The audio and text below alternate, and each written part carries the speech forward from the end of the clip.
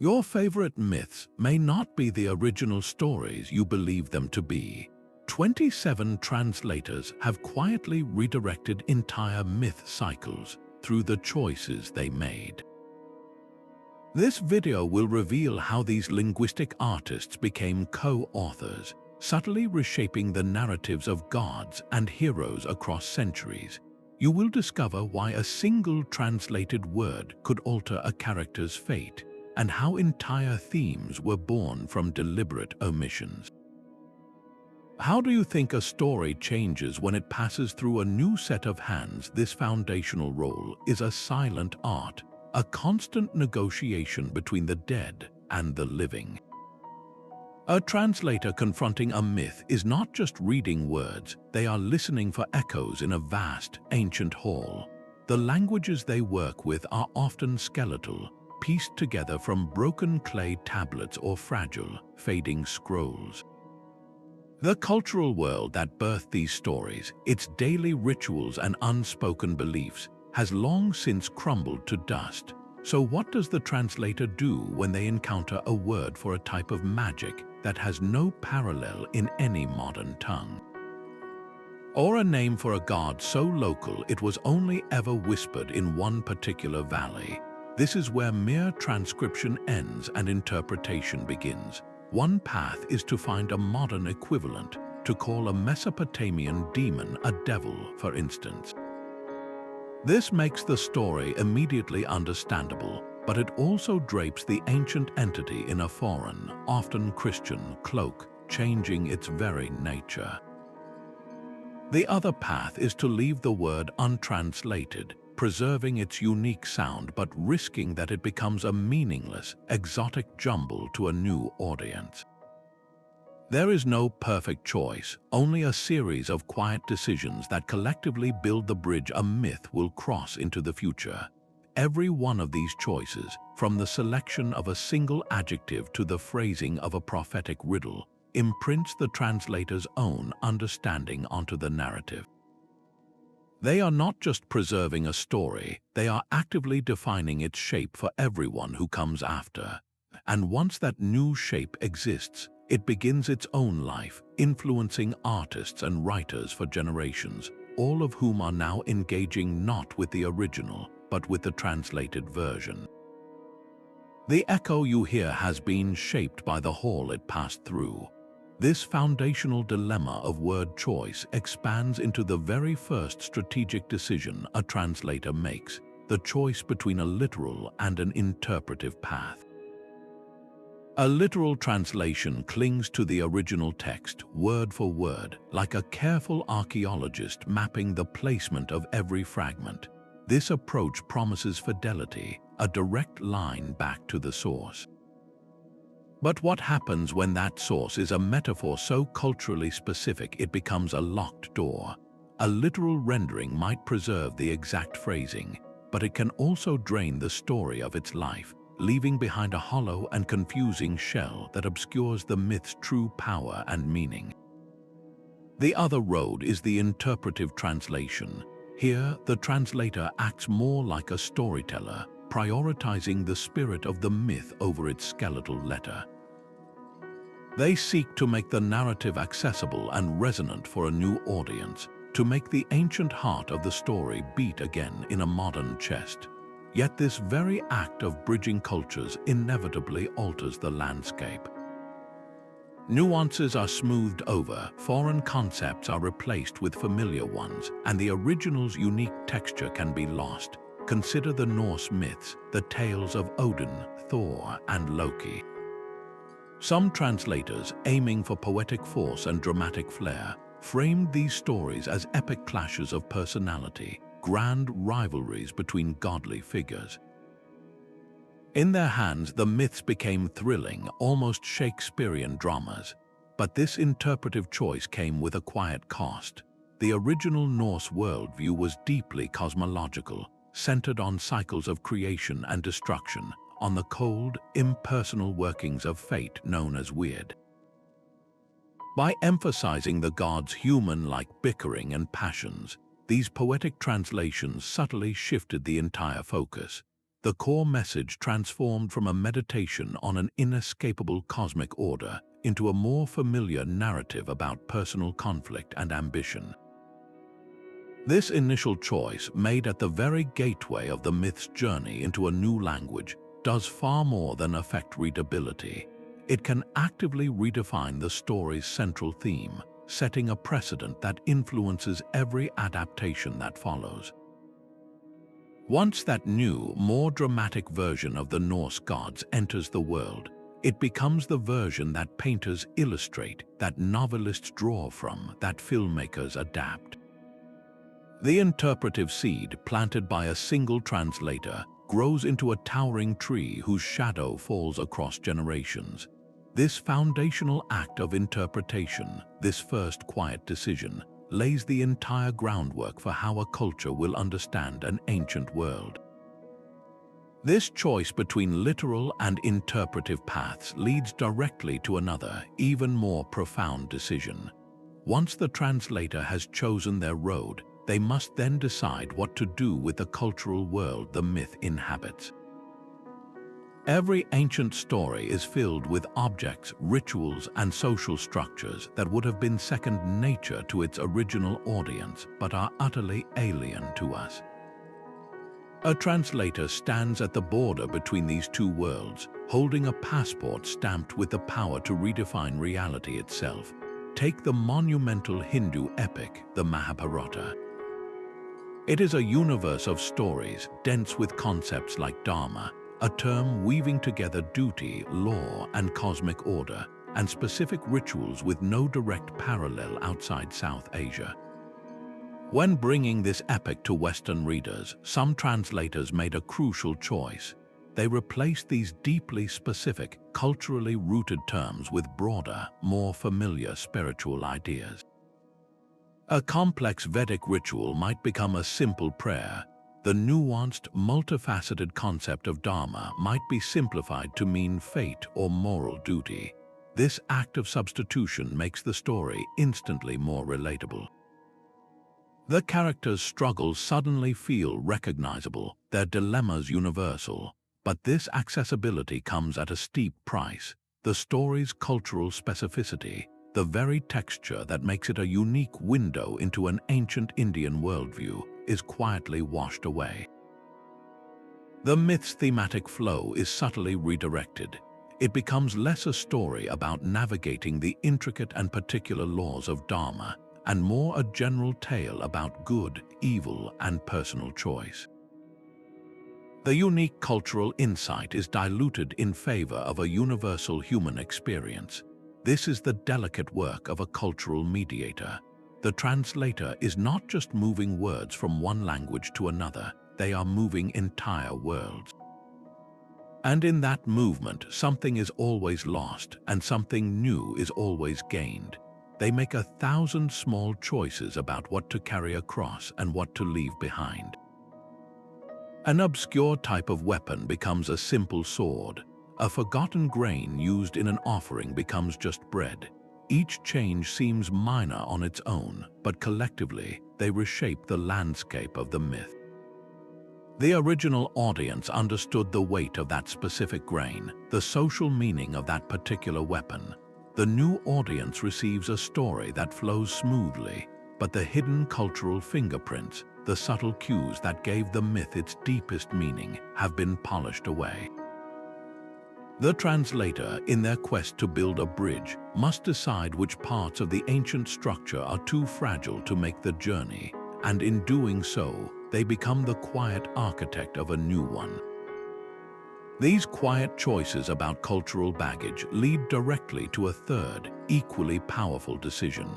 A translator must constantly decide how to handle the moral lessons embedded within a myth. Ancient stories are rarely just entertainment. They are vessels for the values of the society that created them, offering guidance on everything from bravery and loyalty to obedience and revenge. The translator stands as a gatekeeper for these ethical teachings, with the power to amplify some and soften others based on their own worldview or their perception of the audience. Think of Aesop's fables, those short, sharp tales known for their clear morals. A translator working with these stories makes a crucial choice with every final line. Do they present the lesson about the cunning fox and the sour grapes as a simple warning against envy, or do they frame it as a broader commentary on the psychology of making excuses? One approach highlights a personal flaw, the other suggests a universal coping mechanism. The translator's emphasis here actively directs the reader's takeaway. This becomes even more pronounced when a myth contains elements that clash with modern sensibilities. A story might originally celebrate ruthless cunning or brutal punishment for minor slights. Faced with this, a translator might subtly reframe the narrative. They might downplay the harshness, perhaps by emphasizing the cleverness of a trickster rather than the devastating consequences for their victim. Or they might add an explanatory note that contextualizes the brutality within its historical framework. In both cases, the raw, challenging edge of the original moral is smoothed over. The ethical framework of the entire myth cycle is quietly recalibrated. By choosing which virtues to spotlight and which harsh truths to gloss over, the translator implicitly co-authors the story's conscience. They embed their own perspective on right and wrong directly into the narrative fabric, guiding generations of readers toward a specific interpretation of the tale's message. This subtle guidance, this gentle push on the moral compass of a myth, is a form of authorship as profound as any plot change, and it prepares the ground for an even more dramatic intervention where translators begin to reshape the very structure of the myths themselves. This sculpting of a myth's moral and cultural landscape is sometimes followed by an even bolder act, the rearrangement of its very bones. When a translator confronts a fragmented epic like the Epic of Gilgamesh, they are not just working with words but with a shattered mosaic. The original clay tablets are broken, their sequence often a matter of scholarly debate. A translator must decide whether to present the fragments as they were found, a collection of disjointed but authentic episodes, or to assemble them into a clean, linear narrative. The choice for a clear storyline seems logical, even necessary for a modern audience accustomed to beginning, middle, and end. But this structural decision can fundamentally redirect the myth's entire flow. The original may have been intentionally cyclical, echoing the repetitive rhythms of nature and the futility of Gilgamesh's quest for immortality. By forcing it into a straight line, a translator can accidentally replace a profound sense of cosmic futility with a more conventional arc of personal growth. The pacing and emotional resonance shift. Imagine a hero's moment of deepest despair being moved earlier in the narrative. Suddenly, the entire story feels more tragic, his subsequent triumphs seeming smaller and more bittersweet. The theme of the myth transforms from one about the cyclical nature of life and death to a simpler, more personal story of loss and learning. This is narrative architecture.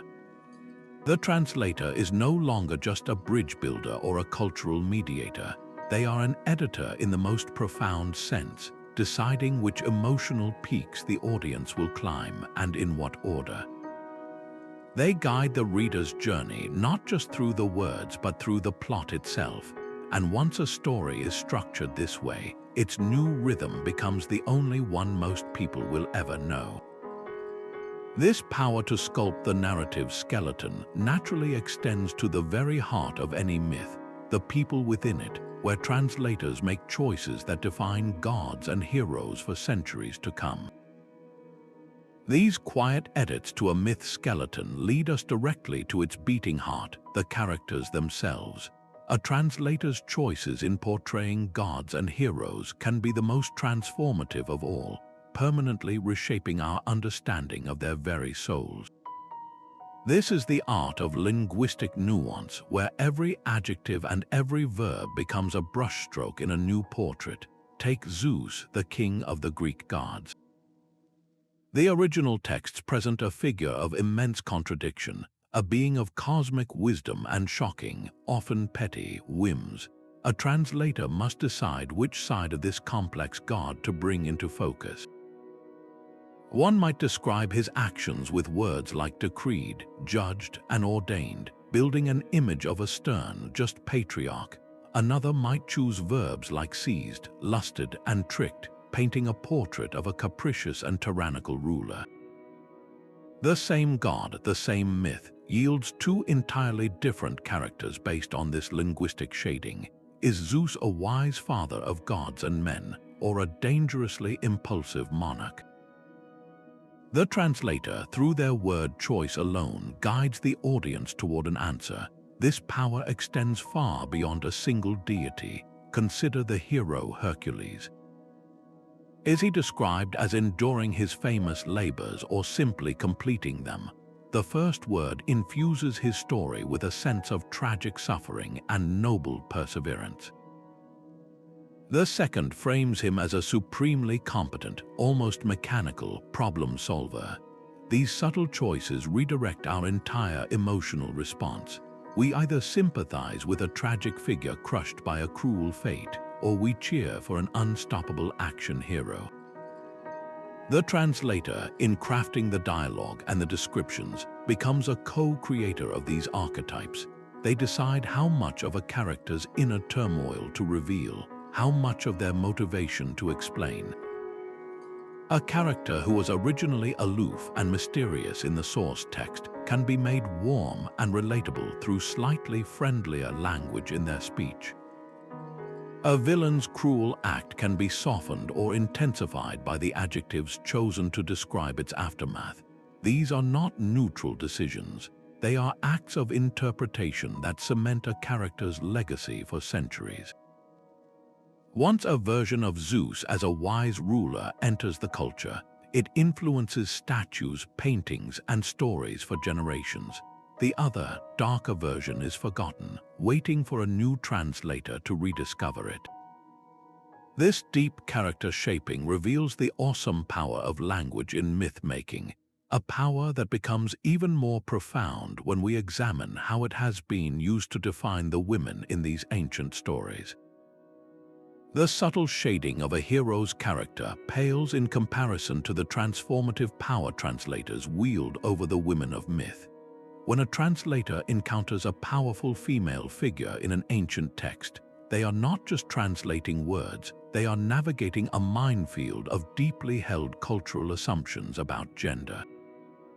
Their choices can either amplify a goddess's raw, untamed power or carefully domesticate her into a more palatable, traditional archetype. Consider the Norse Valkyries. In the original Old Norse poetry, these beings are formidable, often terrifying. They are Odin's battle maidens, supernatural creatures who descend upon battlefields to decide who lives and who dies. The very word Valkyrie means chooser of the slain. They are orchestrators of fate, drenched in the gore and glory of war. Yet many early translators, working within societies that prized female gentility, subtly softened their edges. They emphasized the Valkyrie's role as beautiful, ethereal maidens serving mead in Valhalla, downplaying their core function as agents of violent death. The terrifying chooser of the slain was quietly reframed as a noble, if otherworldly, hostess. This single interpretive shift redirected the entire myth's message about female power and agency. The Valkyrie was transformed from an active, fearsome participant in the cosmic order into a passive, decorative reward for fallen heroes. This pattern repeats across mythologies. A powerful goddess of wisdom might have her strategic counsel translated as gentle advice.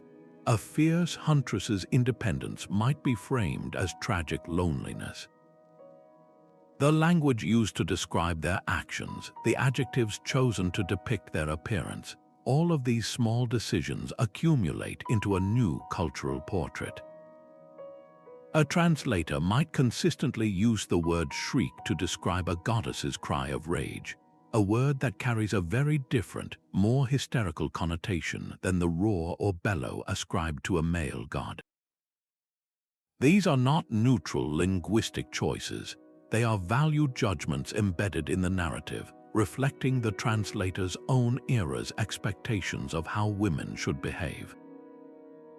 By selectively emphasizing certain traits and minimizing others, the translator becomes a co-author in an ongoing cultural conversation about gender.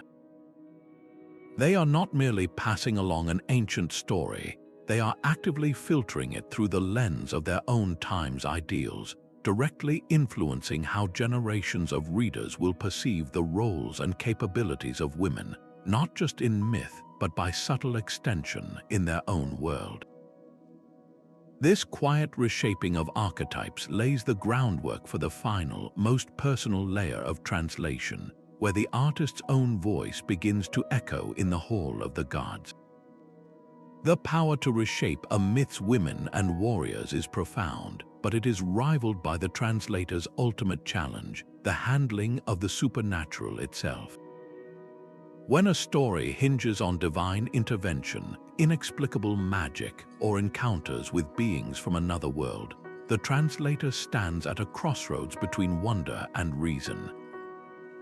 Their choice here does more than affect the tone. It determines whether the myth remains a portal to a sacred, enchanted reality, or becomes a simple allegory for human experience. One path is to rationalize the inexplicable. A god appearing in a dream might be translated as a character's sudden insight. A magical curse could be framed as a metaphor for a spreading plague or a run of bad luck. This approach makes the ancient mindset more digestible for a modern, scientific audience, grounding the strange events in psychological or natural causes. But in doing so, the very heart of the myth, its core belief in a world alive with divine forces, is surgically removed. The story loses its spiritual depth and becomes a flat, secular narrative. The other path is to preserve the mystery, to let the magic stand as magic and the miracle as a miracle. This requires a delicate act of faith from the translator, a willingness to present the supernatural on its own terms without apology or explanation. This choice honors the original audience's worldview, maintaining the myth's power to evoke awe and a sense of the numinous. The consequences of this decision ripple through entire myth cycles. Consider the Celtic tales of the Tuatha De Danann and the fairy folk. Some translators, influenced by Victorian Romanticism, depicted these beings as whimsical, delicate sprites living in flower buds. This interpretation filled storybooks with charming, harmless fantasy, but other translators, delving deeper into the older texts, presented a far more serious picture. In their versions, the fairies were the otherworldly folk, powerful, unpredictable, and often dangerous beings from a parallel realm. Their magic was not whimsy, it was a fundamental force of nature to be respected and feared. The same myth, depending on the translator's handling of the supernatural, could be either a light-hearted children's fable or a chilling story about the perilous border between the human world and a potent, alien one. By choosing to make the magic metaphorical, a translator redirects the entire thematic emphasis from otherworldly wonder to human-centered allegory. The focus shifts from the gods and their inscrutable powers to the internal struggles of the people they affect. The myth becomes a story about us rather than a story about them. But when the supernatural is preserved in all its strange glory, the myth retains its primary function, to remind us that the universe is vast, unknown, and filled with forces beyond our comprehension. This delicate balance between the credible and the miraculous is just one part of the translator's silent art, an art that reaches its most creative form not in what is translated, but in what is left out or subtly woven in. The line between preserving wonder and bowing to modern pressures is a fine one, and it leads directly to an even more delicate act of translation. Sometimes the most powerful choices are not about what is translated, but what is silently left on the cutting room floor. Translators often make quiet omissions or thoughtful additions in the name of cultural sensitivity, a practice that can subtly redirect entire myth cycles. When working with the living, sacred stories of indigenous peoples, a translator might choose to remove specific details about a ritual or a spiritual belief. The intention is noble: to prevent those sacred elements from being misunderstood, commercialized, or appropriated by an outside culture. Yet this protective act has an unintended consequence. It can inadvertently simplify a rich and complex worldview, stripping the myth of the very details that give it depth and cultural power. The story becomes easier to digest, but its spiritual and philosophical intricacies are smoothed away. The opposite approach also carries risks. A translator might add explanatory sentences to provide context for a foreign concept, but these additions, however well-meaning, can weave in modern perspectives or foreign ideas that were never part of the original narrative. They act like a new voice whispering commentary into an ancient tale, subtly guiding the reader's interpretation and potentially altering the myth's authentic voice. These edits, whether subtractions or additions, are a profound exercise of creative license. The translator is no longer just a conduit. They are an active co-author, reshaping the story to fit contemporary ethical or social constraints. They are making a judgment call about what an audience is ready to hear and what must be protected or hidden. This careful dance with cultural sensitivity reveals how myths are not static relics, but living narratives that are constantly being negotiated and redefined for new eras. And this negotiation over what is acceptable to say inevitably draws us into the shadowy realm of politics, where translational choices are shaped by forces far beyond the text itself. A translator's pen is never truly neutral, for it is always dipped in the ink of its own time. Political pressures and ideological currents shape these quiet decisions in profound and often invisible ways. A myth entering a period of rising nationalism might find itself suddenly recast to serve a new national story. Consider the great Indian epic, the Ramayana. In some translations produced during fervent eras of nation-building, the narrative is subtly tilted. The cosmic struggle between Prince Rama and the demon king Ravana is framed less as a spiritual allegory and more as a clear political parable of a righteous homeland defending itself against a foreign invader. The emphasis shifts onto themes of unity, purity, and heroic sacrifice for the motherland. Through these translational choices, an ancient tale is quietly conscripted into a modern political agenda, its divine characters becoming symbols for contemporary ideals. Conversely, a translator working under an oppressive regime might perform a different kind of alchemy. Faced with censorship and state control, they cannot translate overtly, so they translate covertly. They might choose myths about clever underdogs outwitting cruel tyrants, emphasizing every line about freedom and cunning resistance. In their hands, an ancient story becomes a coded message of hope and defiance for their contemporaries. The translation becomes a shield, hiding a weapon of dissent within the respected, ancient form of a myth. These ideological layers, whether promoting state power or subtly undermining it, redirect entire myth cycles. They align the timeless with the temporary, transforming stories of gods and heroes into active participants in modern political discourse. The ancient narrative is repurposed, its original themes bent to carry new, heavy meanings.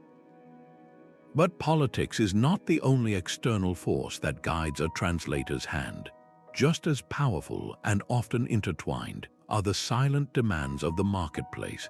the economic realities that determine which myths get told and how they must sound to find an audience.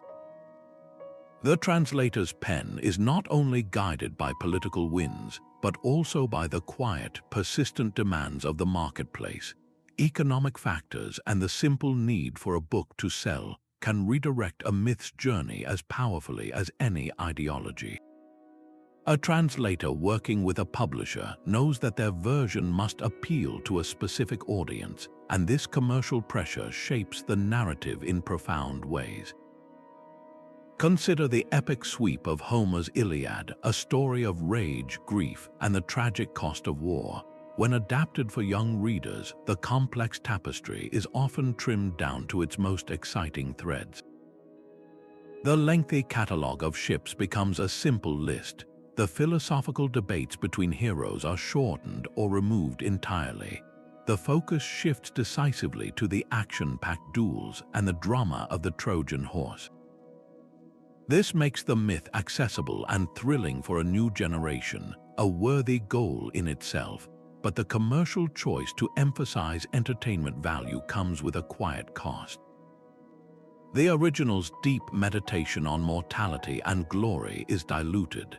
The myth is redirected from a profound exploration of the human condition toward a simpler, more straightforward adventure story.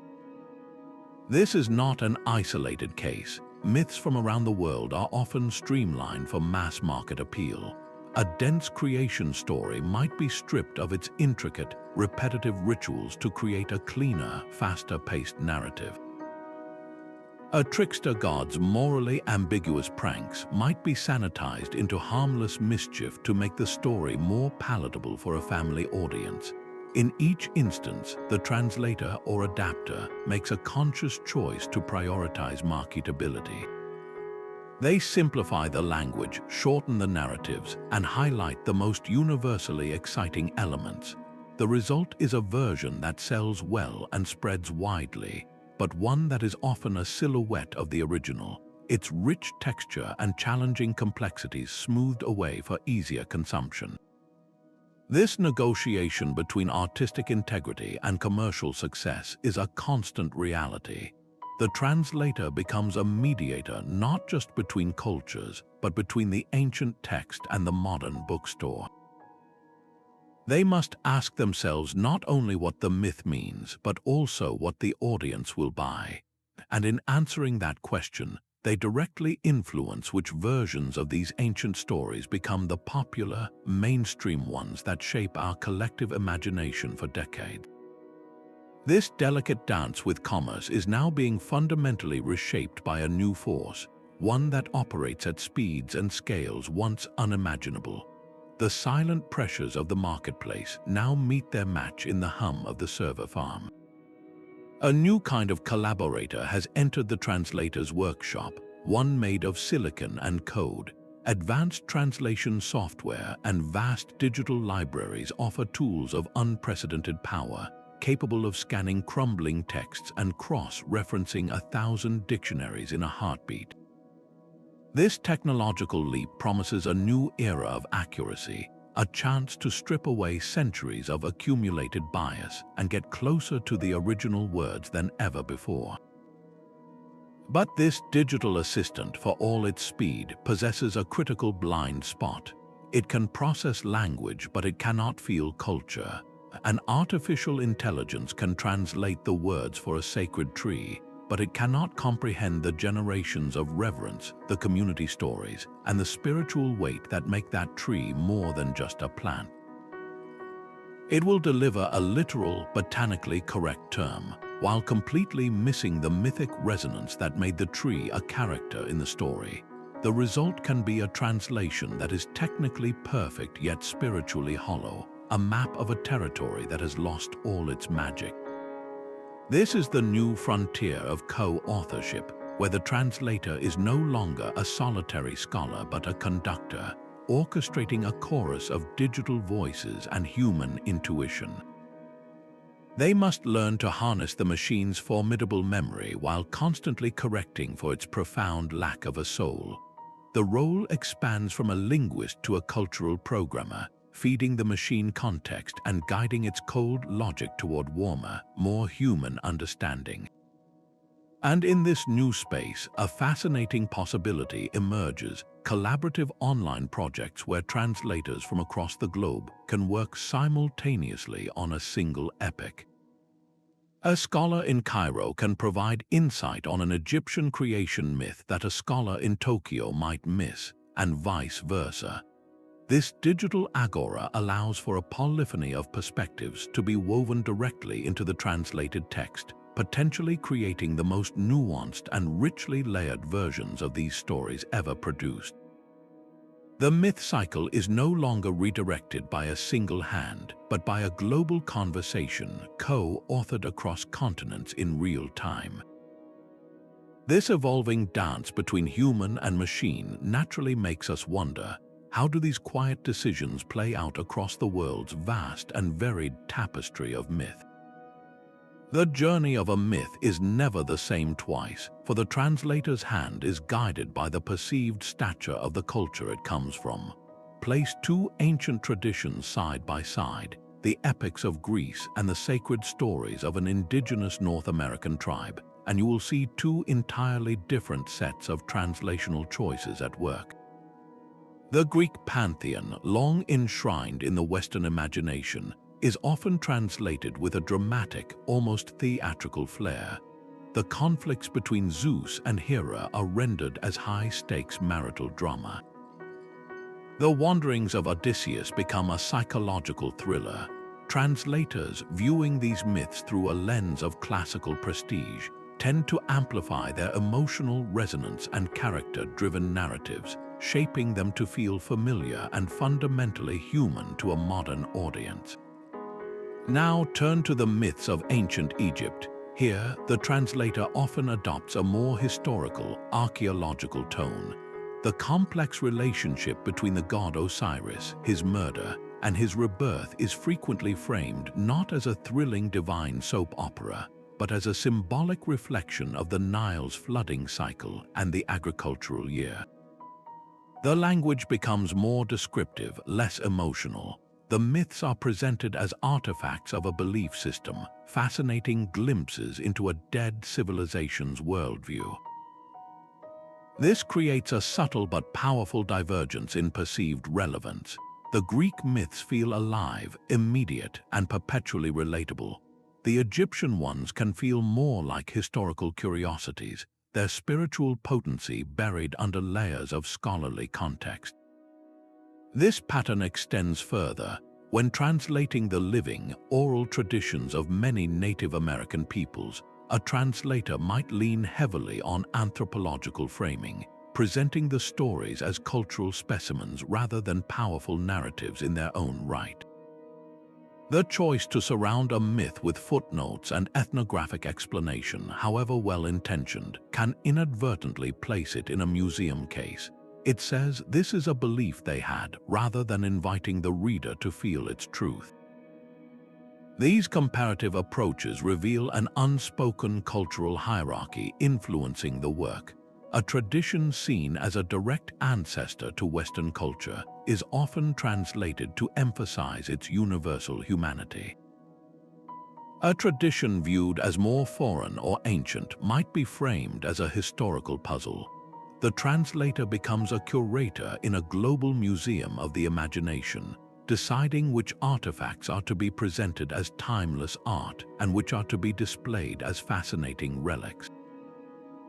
This tailored act of interpretation means that our entire global map of mythology is, in fact, a carefully curated exhibition.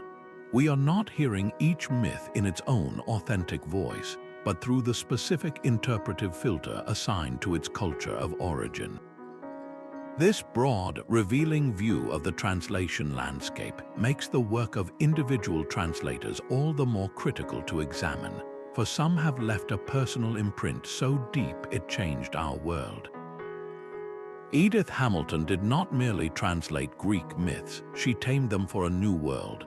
In the early 20th century, she presented the tumultuous dramas of Zeus and Hera, the tragic fate of Oedipus, and the wanderings of Odysseus with a clear, accessible prose that felt both timeless and modern.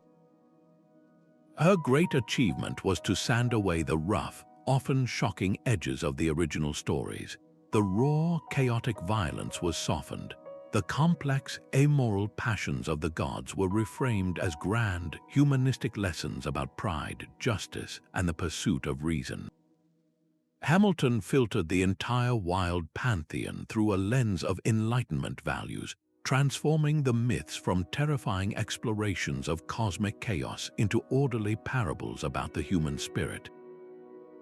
In her hands, these were not the stories of a strange and distant people, but the foundational bedrock of Western civilization, emphasizing logic and moral order over primal fury. This deliberate reframing made the myths incredibly palatable for generations of students and general readers. Her book became a staple on school shelves, the gateway through which millions first encountered ancient Greece. But what was gained in accessibility came with a quiet, profound loss. The dark, irrational, and ecstatic heart of Greek religion was stilled. The terrifying Furies, ancient goddesses of vengeance, became symbols of guilty conscience. The raw, bloody grief of Achilles over Patroclus was polished into a noble sorrow. Hamilton's versions were so elegant, so morally clear, that they effectively replaced the originals in the popular imagination. For decades, her humanistic, sanitized Greece was the only Greece many people knew. She had not just translated the myths, she had co-authored a new cycle, one where the gods behaved like stern but fair-minded professors and the heroes embodied tidy virtues. Her personal philosophy of reason and order became embedded in the very DNA of the stories she told, a powerful demonstration of how a single translator's world you can redirect an entire tradition for a century. This legacy of individual influence forces us to look beyond the Greek world, to the other key figures who have left their own indelible marks on the myths of other cultures. Sir James George Frazer never translated a single myth himself, yet his shadow falls across every story we have discussed. His monumental work, The Golden Bough, was not a translation but a vast, sprawling map of the human imagination, one that convinced generations of scholars they could find a universal key to unlock every myth. Frazer proposed that beneath the surface of every culture's stories lay a common pattern, a dying and reviving god, a ritual sacrifice meant to ensure the fertility of the land. This was a powerful, intoxicating idea. It suggested that all of humanity was united by a single, subconscious script, and for translators, it became an irresistible lens. Now, when they encountered a strange tale from a distant land, they were no longer just listening for its unique cultural voice. They were hunting for the Fraserian archetype.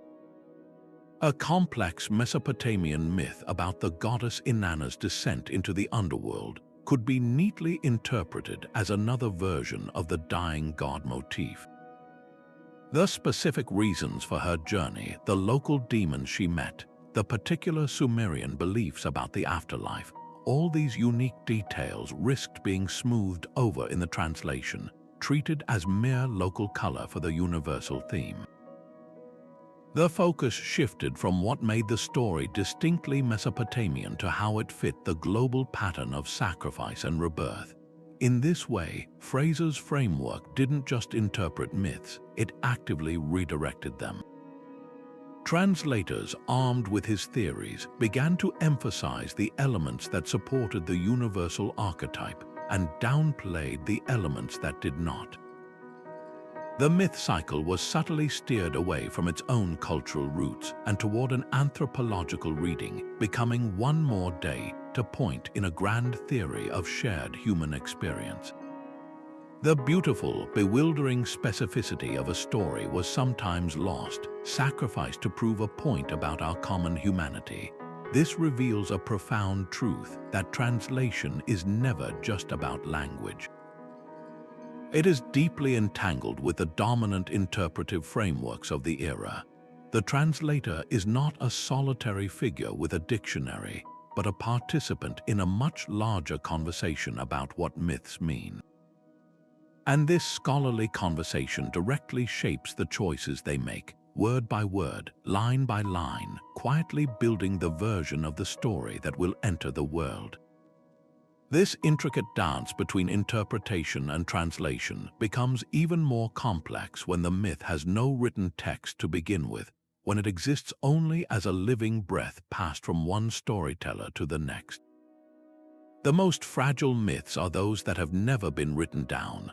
They live not on clay or parchment, but in the breath and memory of a community, passed from elder to child in a living chain that can be broken by a single generation.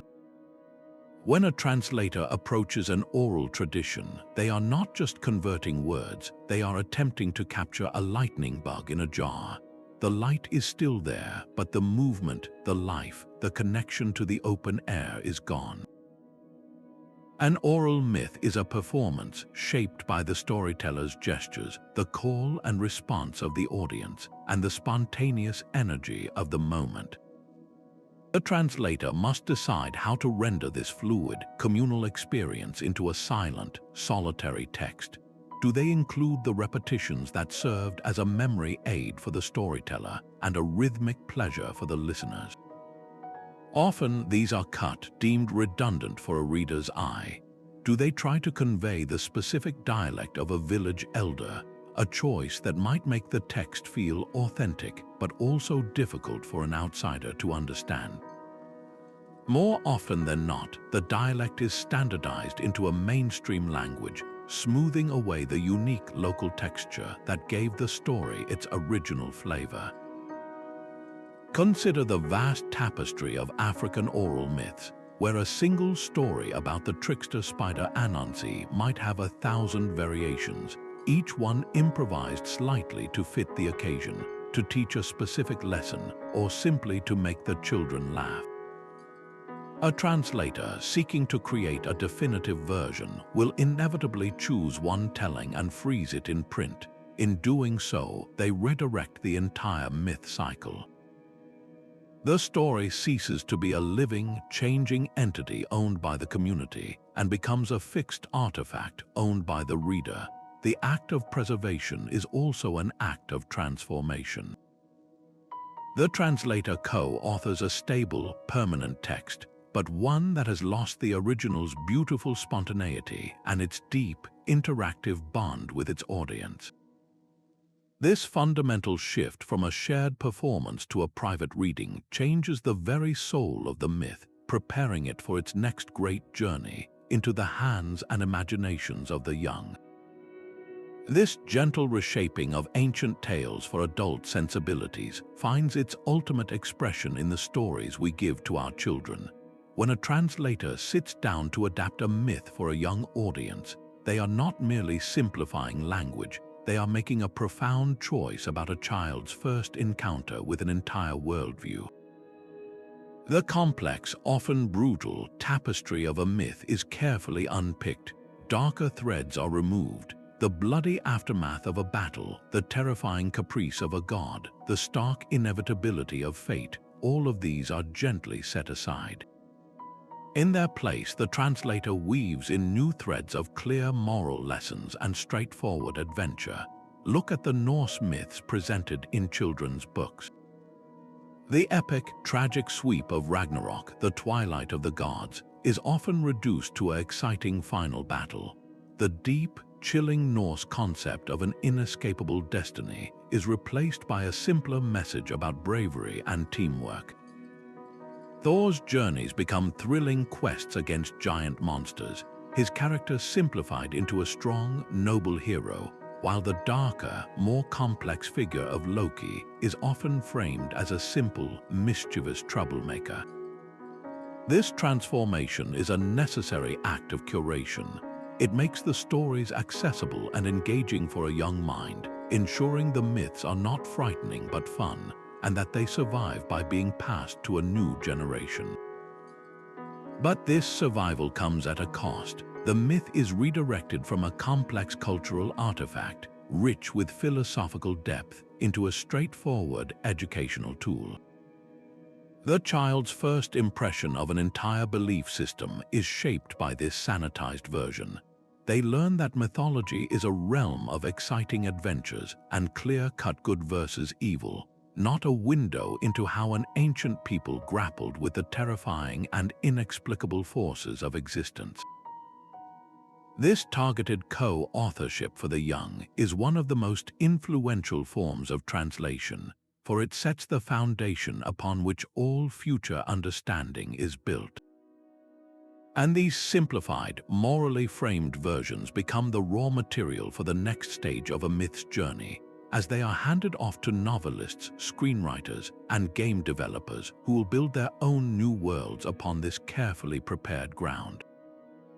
The sanitized myths we give our children become the building blocks for our grandest modern cathedrals of storytelling. A translator's quiet work does not end on the page.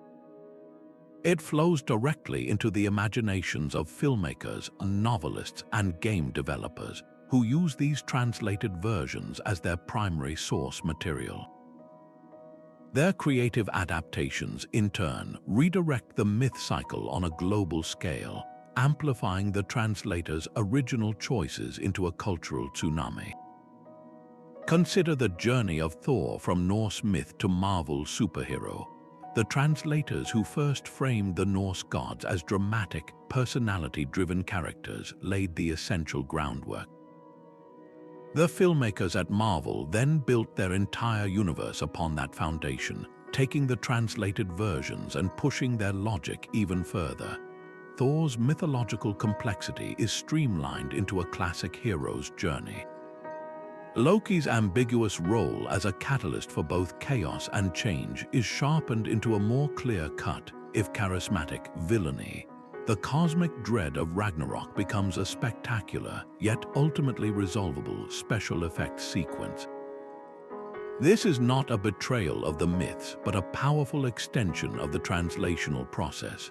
The choices made by that first translator to emphasize character conflict over cosmological fate are now magnified a millionfold on the silver screen.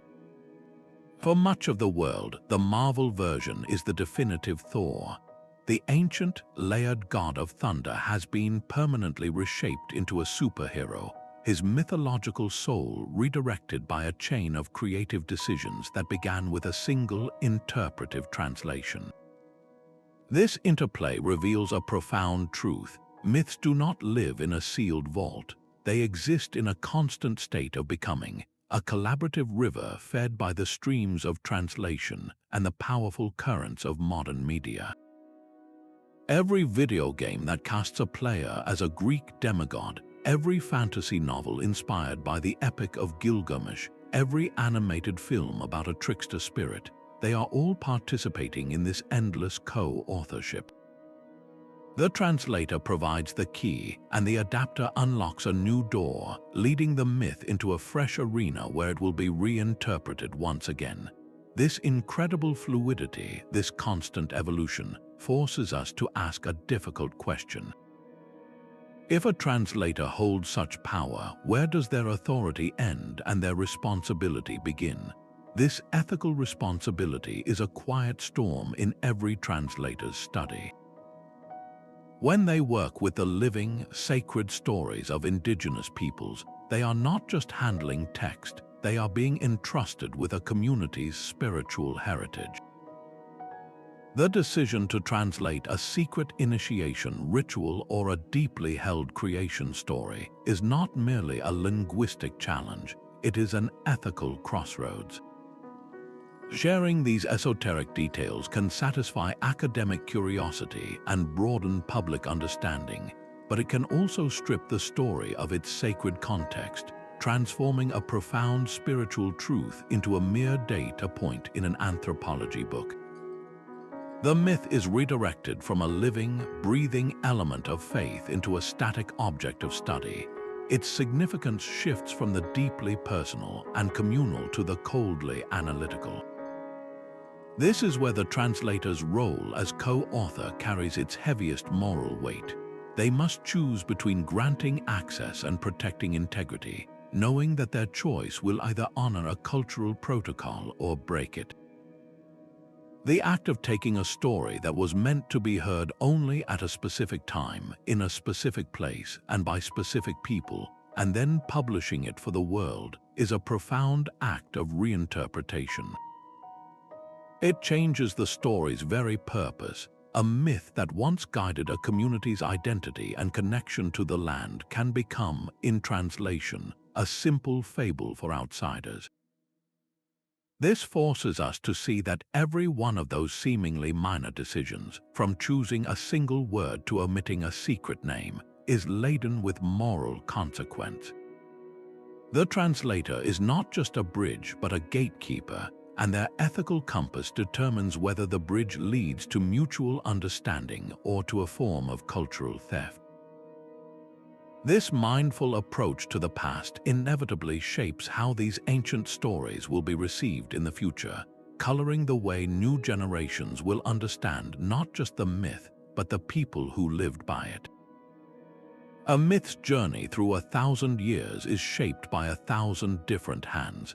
The quiet decisions of translators do not exist in isolation. They accumulate like layers of sediment, building the ground upon which future generations will walk. Consider the pagan myths of ancient Greece and Rome as they stumbled into the age of early Christianity. The translators and scholars of that era faced a profound dilemma. These stories were too powerful, too deeply embedded in the culture to be simply erased, so they were reinterpreted.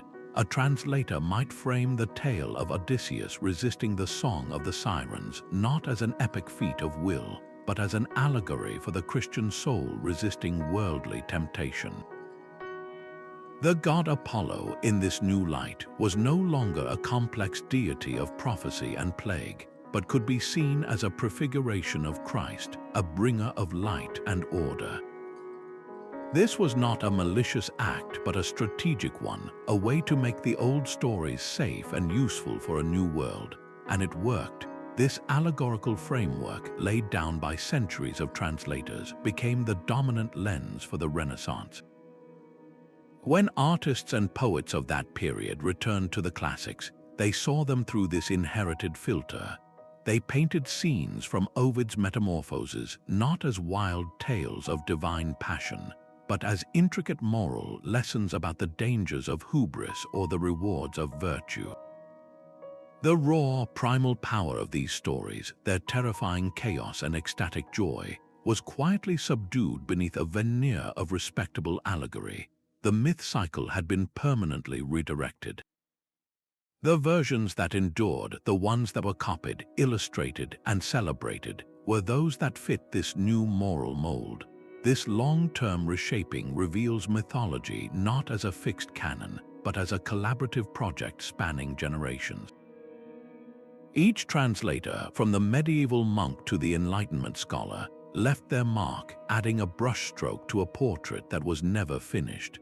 Their collective choices determined which aspects of a god would be emphasized and which would be forgotten, effectively co-authoring the cultural legacy of entire civilizations. This deep historical current now flows directly into our own era, where the forces shaping translation are faster and more visible than ever before. A new wave of translation is consciously steering myth cycles toward the future. The modern translator is no longer a solitary scholar in a quiet study, but often a collaborator, actively working with cultural elders and community members to correct the record. This is the movement of decolonization in action, a deliberate effort to peel back the layers of Western interpretation that have long obscured indigenous stories. When a translator from the Hopi nation, for instance, works on a Hopi creation narrative, they are not just finding equivalent words, they are restoring a worldview, ensuring that the spiritual relationship between the people and the land is conveyed with its original reverence, not translated into a simple, universal allegory about nature.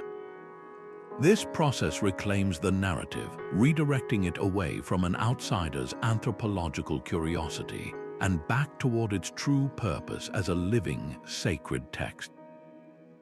Alongside this is a powerful drive for inclusivity. Translators are now meticulously re-examining the language used for gender and identity in ancient texts. A goddess previously described as wrathful might now be presented as fiercely protective, a subtle but significant shift that reframes her power. The complex relationships between heroes, once sanitized into simple friendships, are being translated with their original emotional and sometimes romantic depth restored, allowing modern audiences to connect with these stories in more authentic and meaningful ways. This work extends beyond the printed page into the realm of sound and motion. Multimedia integration is becoming a core part of the translational act itself. Imagine an online edition of the Epic of Gilgamesh where you can hear the reconstructed pronunciation of Akkadian, or a digital map that traces Odysseus's voyage with explanations of the real-world geography behind the myth. These are not mere supplements, they are translational layers that build a richer, more immersive bridge to the past. By embracing these collaborative and multi-sensory approaches, modern translators are ensuring that ancient myths are not preserved as sterile museum pieces, but are revitalized as dynamic, relevant conversations for a global audience. This conscious reshaping of stories for contemporary values does more than change how we read these myths, however. It quietly influences how we think and feel, guiding our subconscious reactions to the ancient world without our ever realizing the hand that directs us. A translator's pen can be a subtle but powerful tool of emotional engineering. The language they choose does not just tell you what happened in a myth, it tells you precisely how to feel about it. Consider a hero facing an impossible choice. One translator might frame the decision with words like sacrifice and duty, painting the moment in somber, noble tones that pull you into the character's profound grief. You feel the weight of their loss, the tragedy of their circumstances. Another translator, working with the same ancient lines, might emphasize words like resolve and victory, focusing on the hero's unwavering determination. The same event is suddenly recast as an inspiring tale of willpower, making you lean forward in admiration rather than bow your head in sorrow. This emotional steering is a quiet form of psychological direction. It guides your heart through the narrative, prioritizing one human response over another. The entire emotional arc of a myth cycle can be redirected by this cumulative effect. A collection of stories that was once a somber meditation on the cruel whims of the gods can, through translations that consistently highlight moments of human defiance, become a soaring epic about the triumph of the human spirit. The core facts remain, but the feeling is utterly transformed. This emotional co-authorship means that when we cry for a fallen hero or cheer for a clever trickster, we are often responding to cues planted by the translator. They build the emotional landscape we walk through, using their choice of adjectives and the rhythm of their sentences to shape our deepest, most subconscious reactions to these ancient tales. And just as these psychological undercurrents vary from story to story, they also shift dramatically from one part of the world to another, revealing how our geographic perspective colors the very feelings a myth is meant to evoke. The emotional landscape of a myth is not universal, but deeply colored by the translator's own cultural horizon. Take the very same Greek tragedy, the story of Orpheus losing Eurydice, as it journeys from Europe to Japan. A Western translator might frame the tale around the hero's individual failure and his tragic lack of faith, a narrative centered on personal error and catastrophic consequence. But a Japanese translator steeped in the aesthetic of mono no aware would likely guide the story differently, This concept, the gentle sadness for the transience of all things, would seep into the language. The emphasis would shift from Orpheus's fatal mistake to the beautiful, inevitable parting of the lovers. The tragedy becomes less about a single broken rule and more about the universal, poignant truth that all beautiful moments are destined to fade.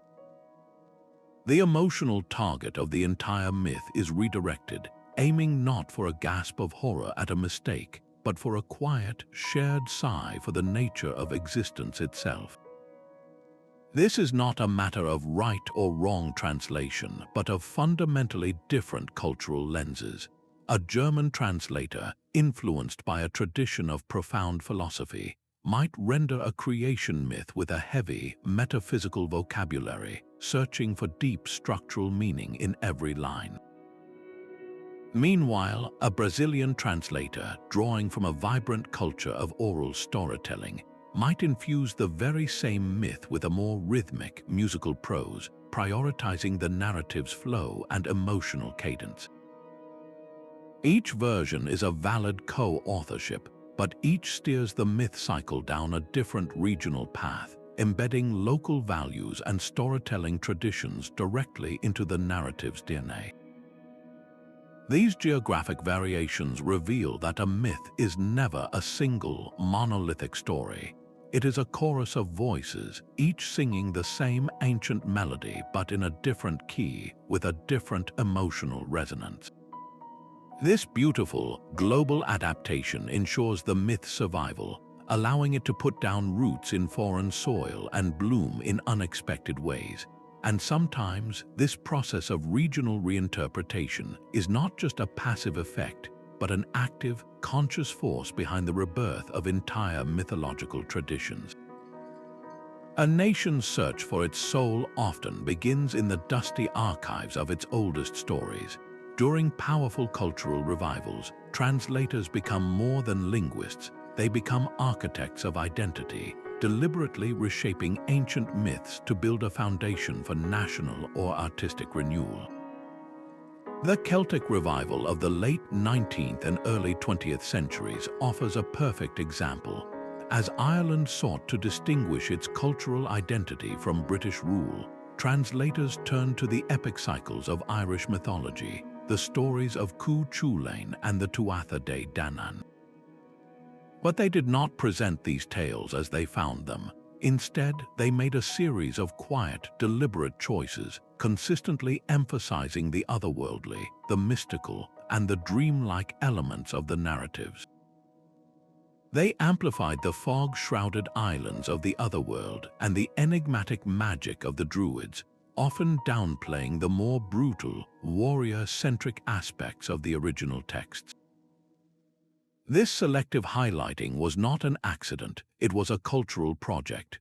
By framing Ireland's ancient past as a land of unique spiritual wisdom and poetic enchantment, these translators provided a powerful counter-narrative to the industrial, imperial image of Britain. They co-authored a version of the myth cycle that was specifically designed to foster a sense of proud, unique identity, a national story that could fuel political and artistic independence. The myths were redirected from their original function as complex heroic sagas into potent symbols for a modern movement. This phenomenon repeats across history. A translator working during a national renaissance does not merely dust off an old story, they reforge it into a banner. They choose which virtues of the ancient heroes to amplify, which golden ages to recall, and which legendary battles to frame as metaphors for current struggles. In this context, the translator's pen is a tool of cultural empowerment, actively proving that myths are not static relics locked in a museum case. They are dynamic, living resources that can be summoned from the past to inspire a new future. And as we watch these ancient stories being awakened to serve the needs of the present, we are naturally drawn to wonder, what new forms will they take tomorrow? The digital frontier is already redefining the translator's ancient craft.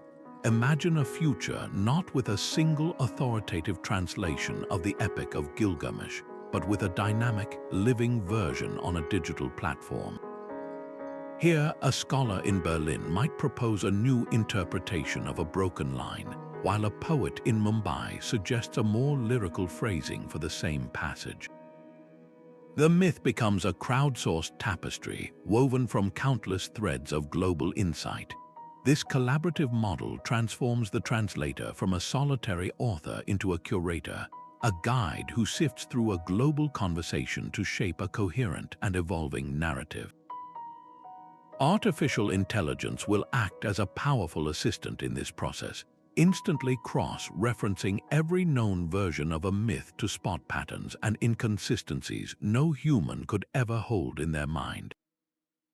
It could generate a dozen different stylistic renditions of a single scene at the push of a button, from a stark, literal translation to a lush, poetic retelling.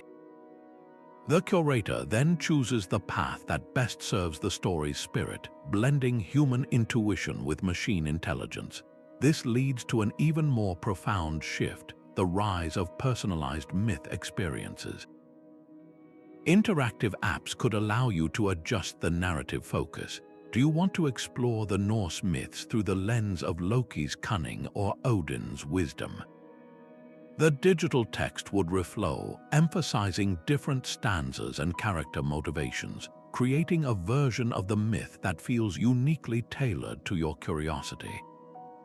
In this world, myth cycles become hyper-adaptive, living ecosystems that respond to their audience. But this incredible flexibility comes with a deep and troubling question. When a story can be reshaped by a global committee or customized for an individual's preference, what happens to its authentic core? The myth risks fragmenting into a million personalized variations, losing the shared cultural touchstone that made it powerful in the first place.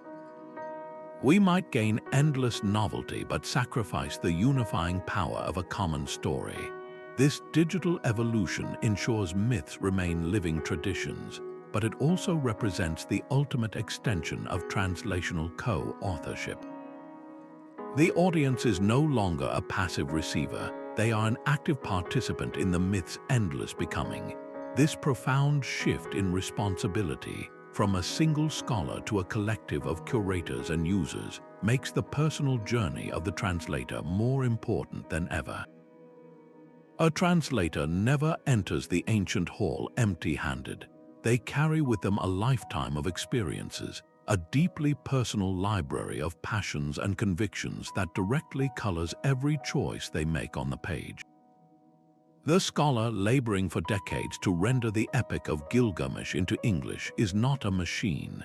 They are a person, perhaps driven by a profound reverence for humanity's oldest stories, a fierce desire to pull that first great epic back from the brink of oblivion.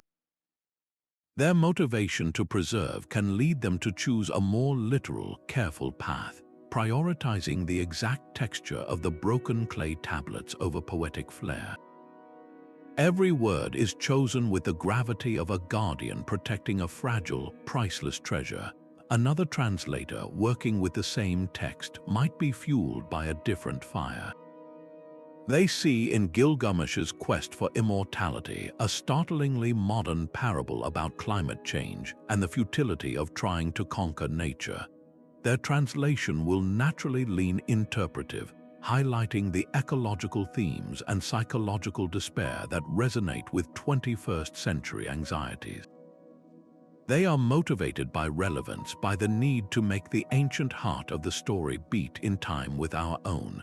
This is not a distortion, it is a form of dialogue.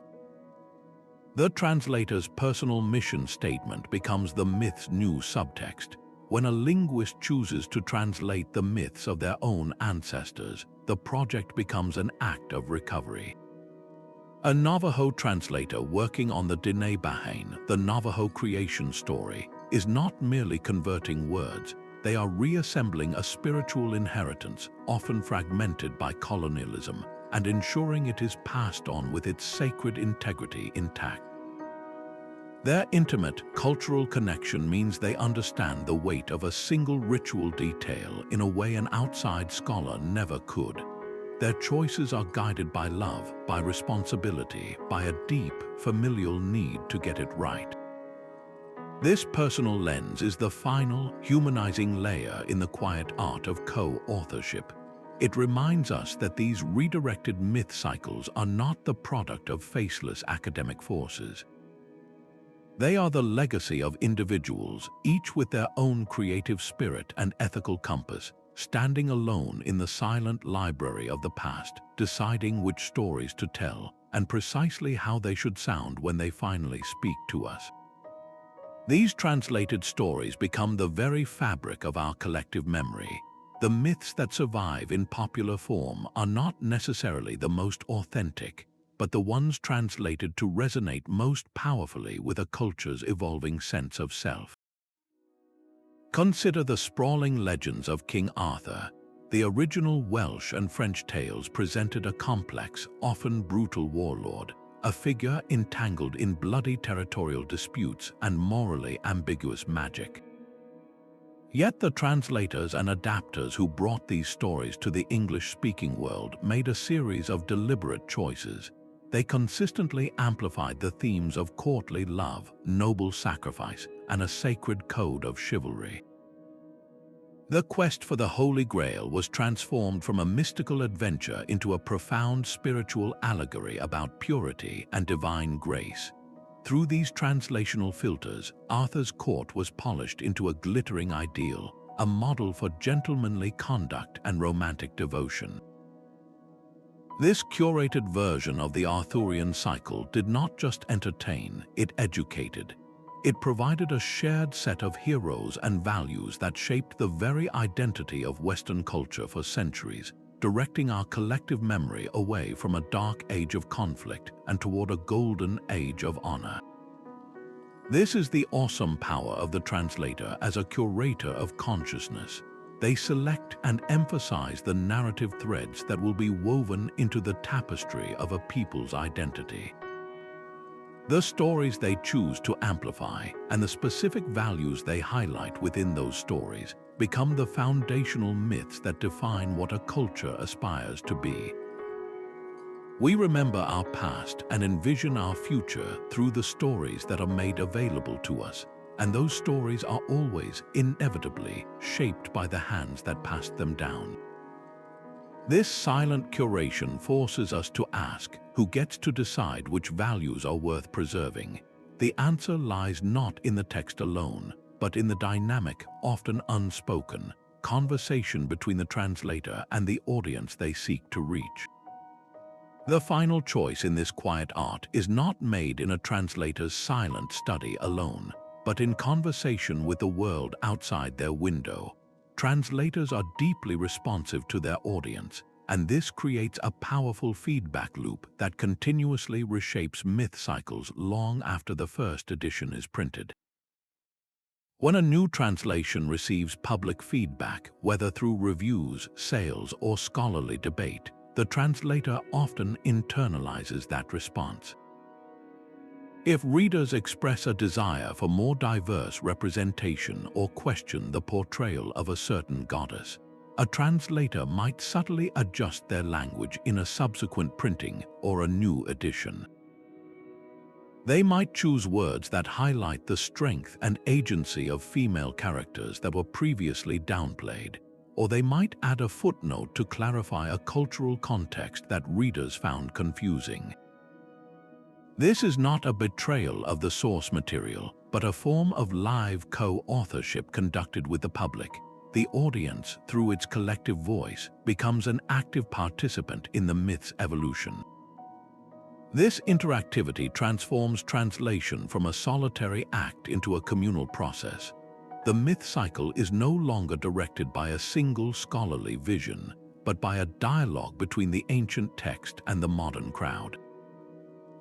It is a living negotiation where the stories we tell are subtly refined by the stories we ask to hear. This shared engagement ensures that myths do not remain frozen in time, but blend their ancient roots with the values and questions of each new generation, proving that these narratives belong not to a single author, but to all of us. As we bring our exploration to a close, we can now see the full picture of how 27 translators, through their quiet decisions, have redirected entire myth cycles. So the myth you know is never truly the original. It is a river that has been flowing for centuries, its course quietly shifted by the hands of those who built its banks. We have followed the work of 27 translators, watching as their quiet decisions, from a single word to a rearranged plot, redirected the flow of entire myth cycles. They are the silent co-authors in a grand collaborative project that spans millennia. What this journey reveals is that mythology is not a museum exhibit locked behind glass. It is a living, breathing conversation, a fluid tradition that is continually rewritten with every act of translation. These individuals are the essential bridge builders, connecting not just languages but entire eras and worldviews.